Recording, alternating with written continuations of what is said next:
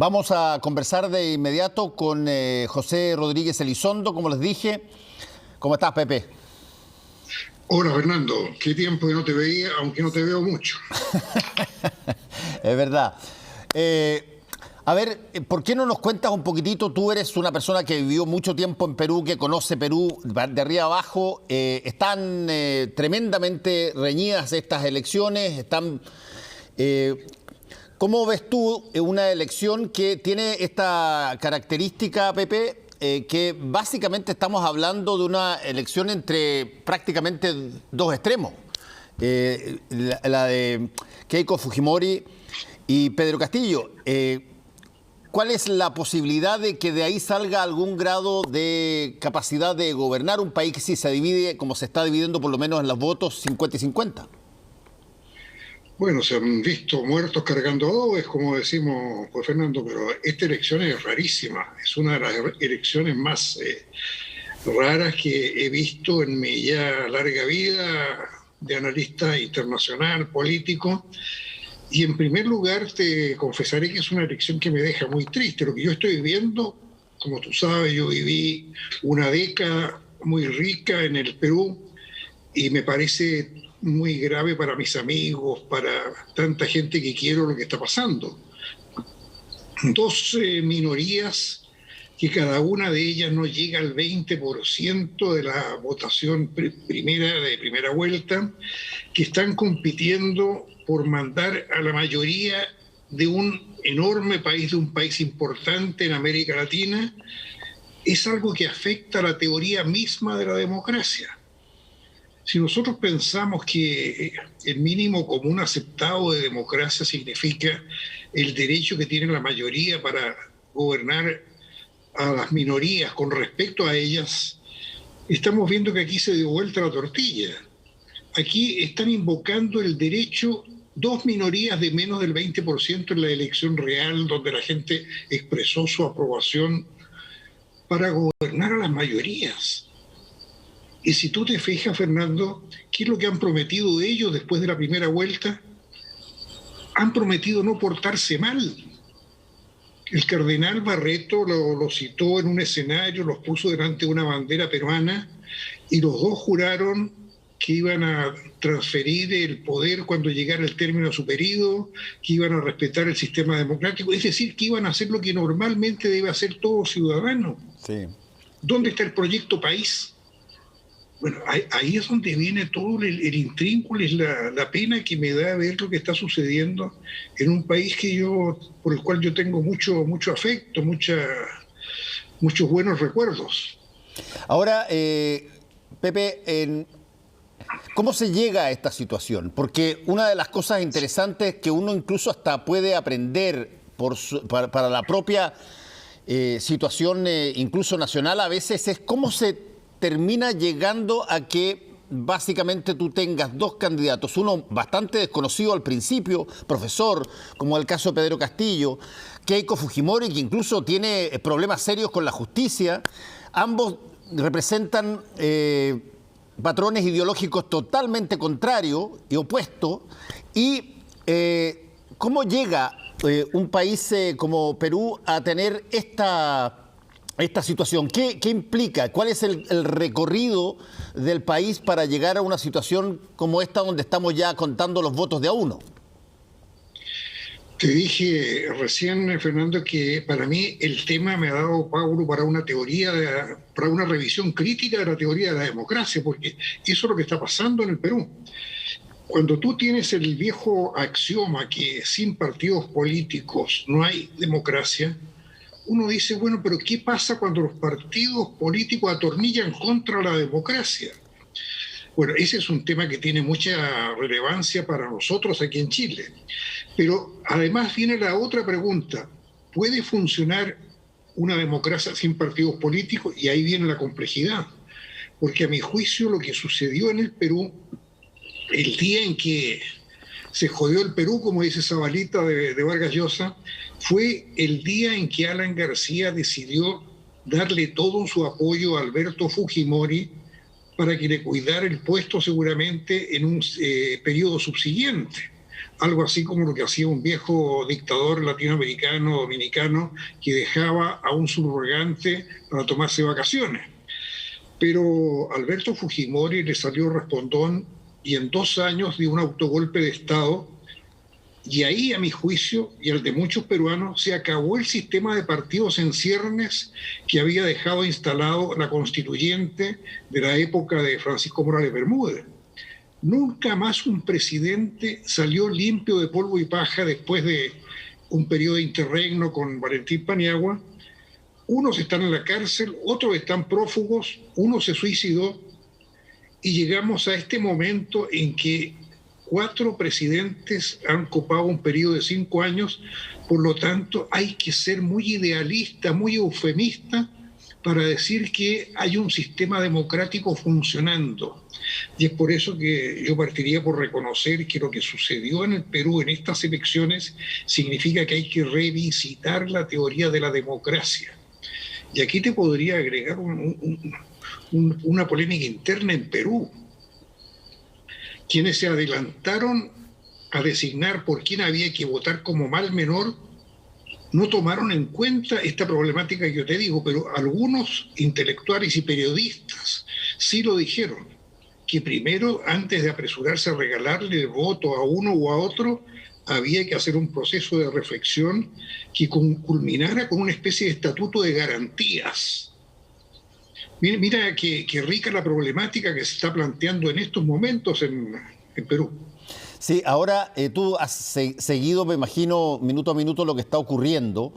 Si es que, por ejemplo, Pedro Castillo creo que tiene una mínima diferencia a favor todavía, pero en cualquier caso que ganara cualquiera de los dos, era la parte de la primera pregunta que te hice, Pepe.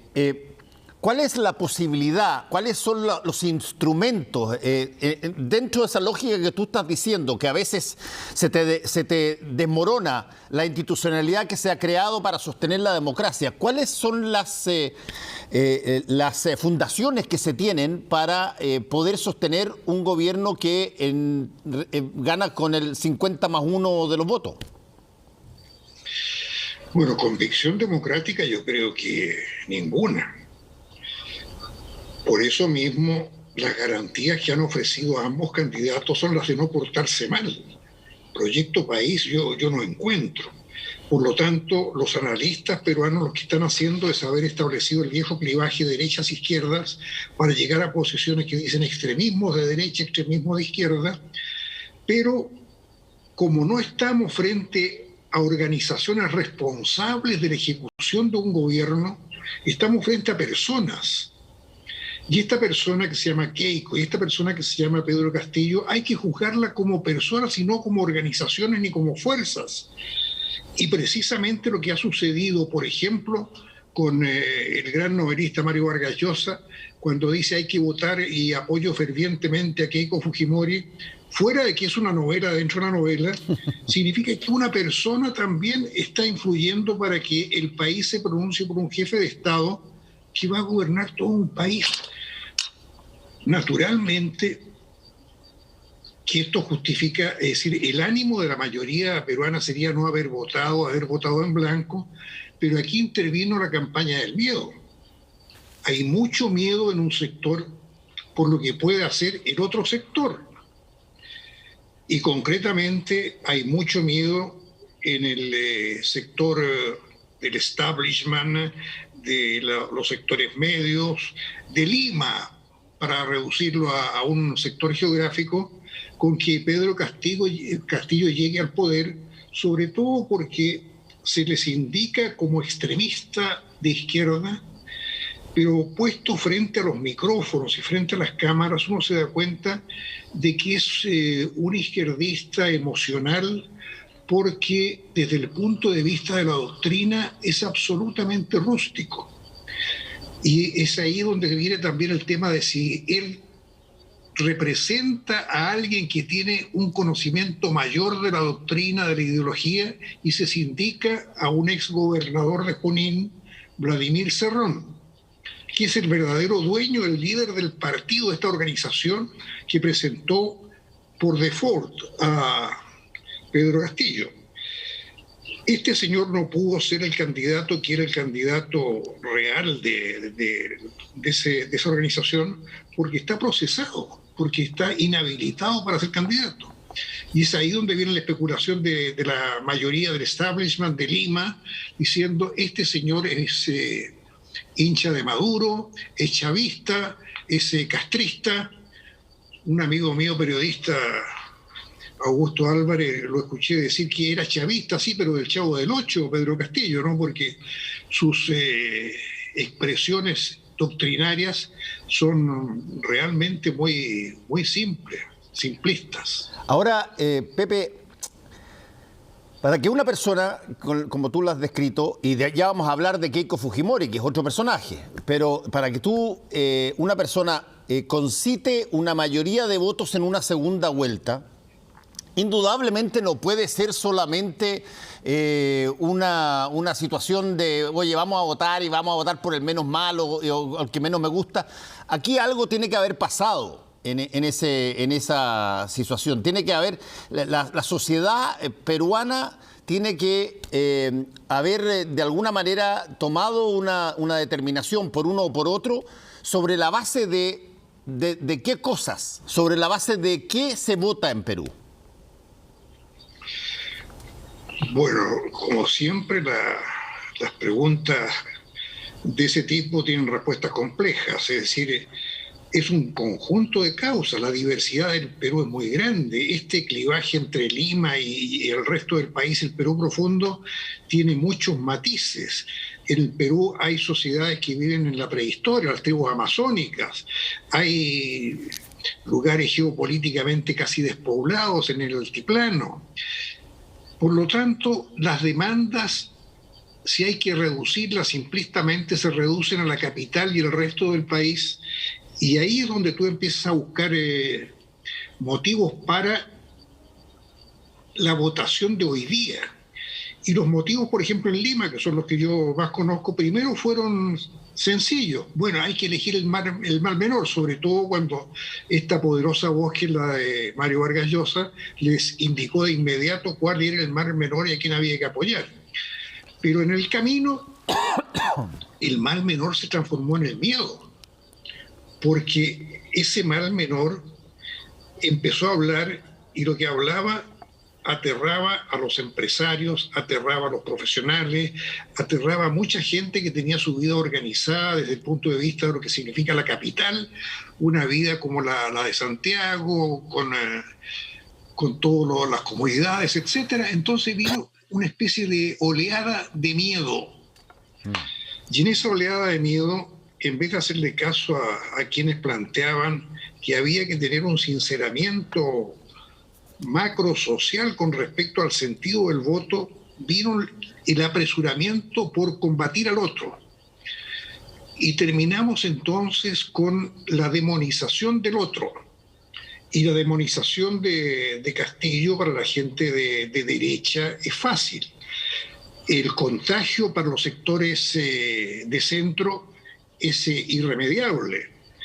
Y es por eso que en vez de votar por el mal menor, llamaron a votar fervientemente por Keiko Fujimori. Eso desde el punto de vista de la votación de Fujimori. Sí. En segunda vuelta. Me acuerdo de haber visto hace muy poco, claro, el acto de cierre de la proclamación de Keiko Fujimori, y es lo que yo llamo la novela dentro de la novela, a Álvaro Vargas Llosa, a quien tú lo debes conocer. Sí, es el hijo de Mario Vargas Llosa. El hijo de Mario Vargas Llosa, que es un intelectual muy cuajado. Yo tengo mucho aprecio por Álvaro. Fue el canciller inspectore de Alejandro Toledo.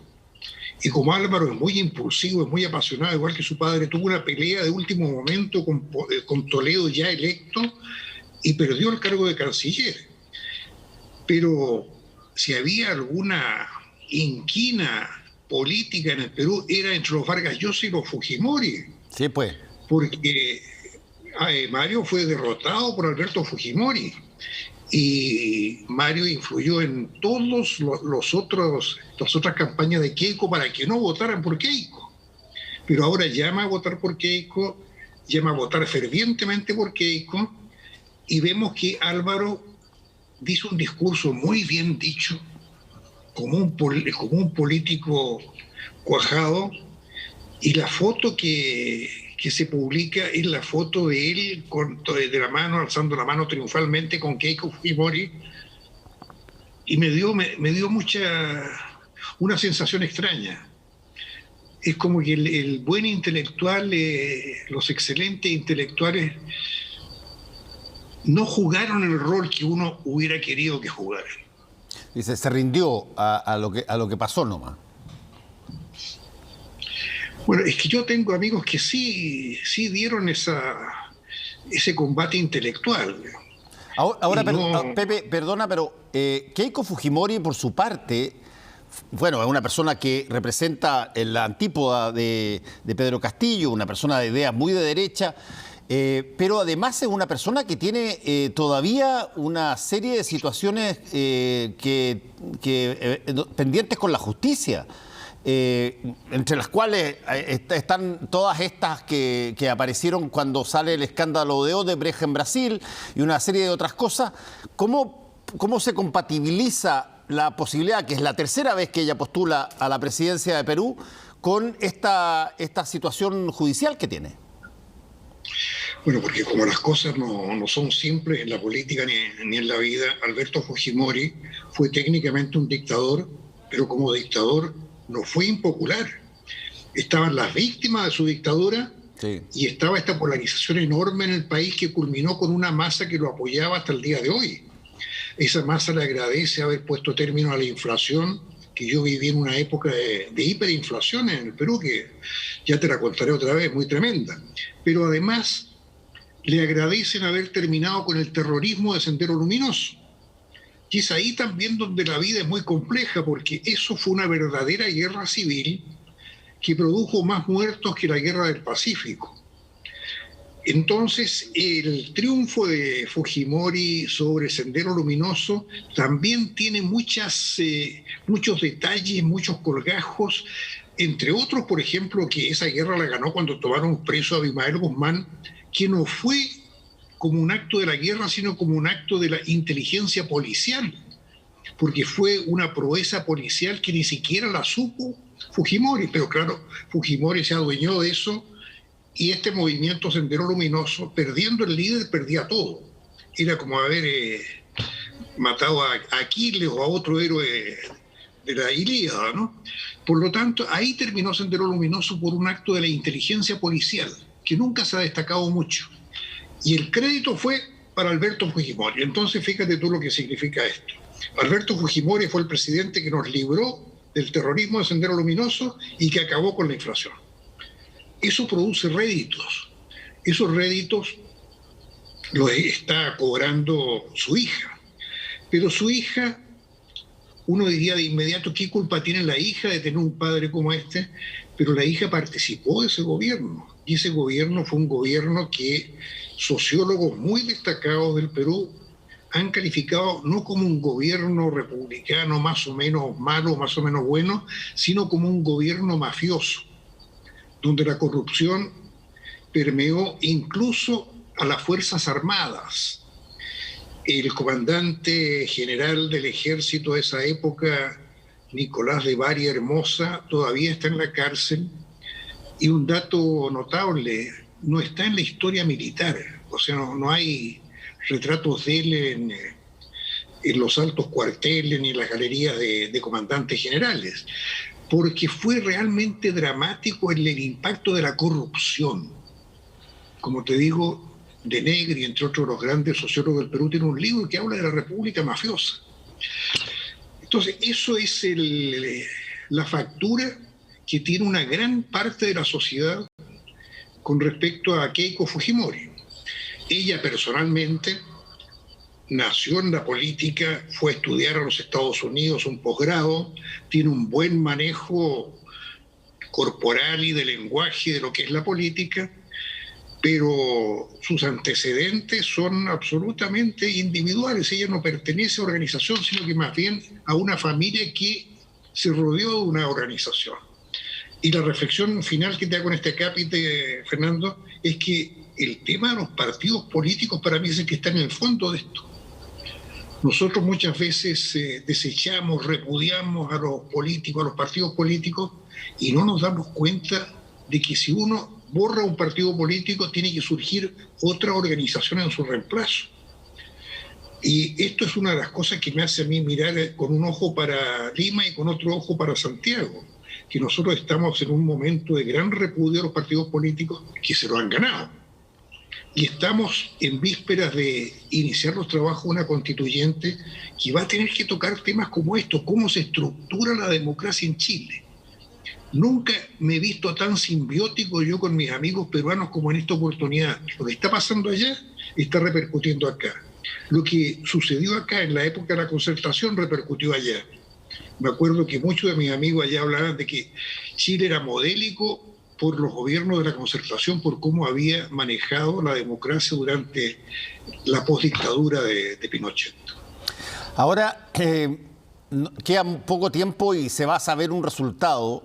Y te vuelvo a que tratemos de por lo menos proyectar qué tipo de gobierno va a tener, sea gane Pedro Castillo o sea gane Keiko Fujimori.